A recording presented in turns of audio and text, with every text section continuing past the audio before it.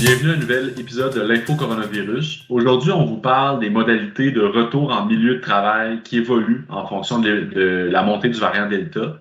On va également discuter de l'encadrement du télétravail et de la volonté du SFPQ d'en négocier les modalités. Bonjour Christian. Bonjour Julien. Nous sommes malheureusement de retour pour un Info Coronavirus. La situation du côté de la pandémie évolue rapidement. La santé publique du Québec vient de transmettre un communiqué qui concerne tous les employeurs du Québec. Qu'est-ce que la santé publique recommande présentement aux employeurs québécois? Bien, effectivement, la santé publique au Québec vient de recommander aux employeurs de retarder le plus possible le retour en présence dans les milieux de travail. Donc, elle demande aux employeurs de poursuivre le télétravail si c'est possible pour la grande majorité de leurs employés et de ne pas faire un retour en présence dès le début de l'automne, dès le début septembre. J'imagine que c'est une consigne qui sera suivie du côté du secrétariat du Conseil du Trésor pour la fonction publique. Effectivement, on avait déjà eu des informations qu'ils étaient à l'étude de la situation ou qu'ils regardaient la situation épidémiologique et qu'ils pensaient retarder, mais on n'avait pas eu de confirmation. C'est ce qui a été fait ce matin, le 25 août. Donc, il y a un retard maintenant qui va être appliqué, ou du moins, il y a un décalage qui va être appliqué pour le retour au travail du côté des fonctionnaires pour le gouvernement du Québec.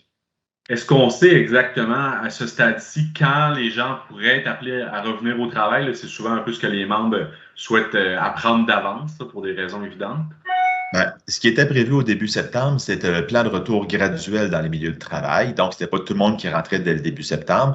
Et on nous a indiqué qu'on le retardait au début octobre, mais qu'il y aurait une réévaluation qui se ferait vers la mi-septembre ou vers la fin septembre, en fonction, j'imagine, du retour scolaire qui aurait été fait et de la progression du variant Delta également. Donc, comme à l'habitude avec la pandémie, on le sait qu'on le sait pas quand on va revenir au travail. Et du côté des unités parapubliques, est-ce que c'est à peu près la même dynamique à ton avis?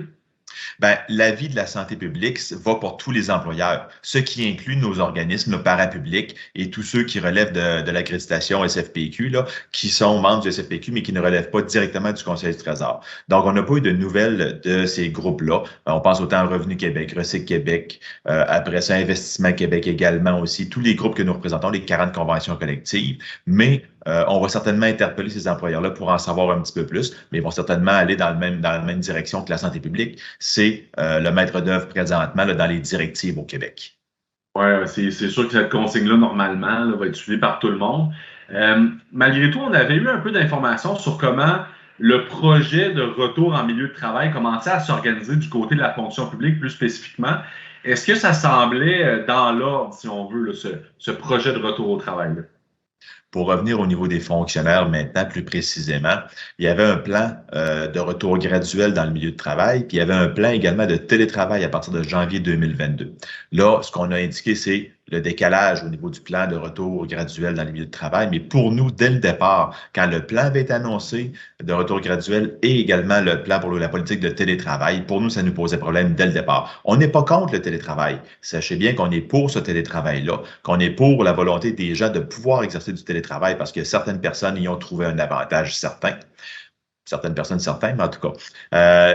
Donc, on veut faire du télétravail, mais on veut pouvoir négocier les paramètres de ce télétravail-là avec l'employeur. Parce que pour l'instant, il en fait un droit de gestion unique et pour nous, ça ne passe pas là-dessus. Il y a des conditions de travail qui sont reliées à ça. Il y a des clauses de convention collective qui vont être touchées par rapport à ça également aussi. Et on veut pouvoir négocier justement ce plan de retour-là graduel et le télétravail éventuel pour pouvoir maintenir les droits de nos membres.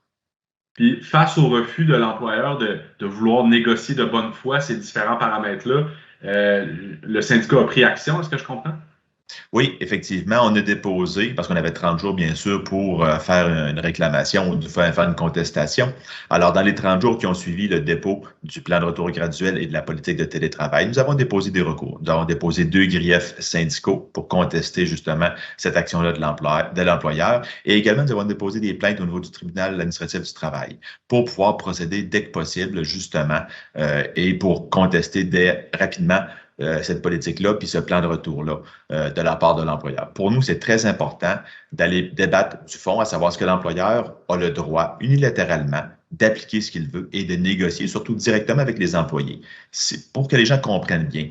c'est que présentement, le télétravail va être négocié par l'employeur directement avec les employés. Il n'y aura pas de formulaire qui sera préétabli entre le syndicat et l'employeur. Si on fait un comparatif, l'aménagement réduit du temps de travail, l'ARTT, c'est quelque chose que les gens peuvent avoir droit s'ils le souhaitent, puis qui est une entente entre l'employeur et la personne. Mais les paramètres ont été établis entre les parties. Donc, le syndicat et l'employeur sont assis ensemble pour déterminer qu'est-ce qui est acceptable, qu'est-ce qui ne l'était pas. Présentement, pour le télétravail, c'est chaque ministère qui a ça dans ses mains, qui peut faire ce qu'il veut, comme il veut, sans avoir à rendre de compte à personne, même pas aux employés qui se verraient refuser du télétravail alors qu'ils en voudraient. Pour d'autres qui ne voudraient pas de télétravail, qui pourraient s'en faire imposer peut-être même dans certains contextes. Alors, pour nous, c'est inacceptable cette façon de faire-là. Et c'est pour ça qu'on a contesté devant les tribunaux la politique et le plan de retour graduel au travail. Ce que je comprends, c'est que oui, on veut du télétravail pour nos membres, mais on veut un télétravail qui soit réparti équitablement et dont les paramètres, dans le fond, sont équitables pour les différents employés qu'on représente.